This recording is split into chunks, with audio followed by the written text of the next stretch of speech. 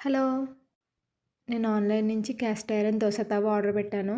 ఈ వీడియోలో దీని అన్బాక్సింగ్ అండ్ సీజనింగ్ ఎలా చేయాలి, ఎలా యూజ్ చేసుకోవాలి, మెయింటెనెన్స్ ఏంటో చెప్తాను మీకు. తవా అయితే చాలా వెయిట్ ఉంది. క్వాలిటీ కూడా చాలా బాగుంది. ఇంకా సీజనింగ్ విషయానికొస్తే ఫస్ట్ డిష్ వాష్ లిక్విడ్ ఏసుకొని తవా మొత్తం స్ప్రెడ్ చేసి క్లీన్ చేసేయండి. దానికున్న డస్ట్ అంతా రిమూవ్ అయిపోవాలనమాట. నెక్స్ట్ ఒక డ్రై క్లాత్ తీసుకొని మంచిగా తుడిచేసుకోవాలి. తుడుచుకున్న తర్వాత దానికి ఆయిల్ అప్లై చేయండి తవ్వాకి.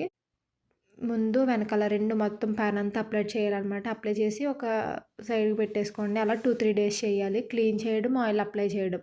అలా నేను సెకండ్ డే 2 డేస్ ఉంచేసాను. థర్డ్ డే ఏసాననమాట దోస. దోస వేసే ముందు కూడా ఆనియన్స్ కొంచెం ఫ్రై చేసుకోండి. తవ్వ మొత్తం స్ప్రెడ్ చేస్తూ. ఇప్పుడు ఆనియన్స్ తీసేసి ఇంకా మనం దోస ఏసుకోవచ్చు. ఫస్ట్ దోస ఏసాను. అది కొంచెం కొంచెం అతుక్కుంది. ఇంక సరే అని మళ్ళీ అగైన్ ఆనియన్ కొంచెం అప్లై చేసి మళ్ళీ సెకండ్ దోస ఏసాను. ఈసారి పర్ఫెక్ట్‌గా వచ్చింది. నాన్ స్టిక్ ఎలా వస్తుందో అలాగే వచ్చింది. టేస్ట్ కూడా బాగుంది.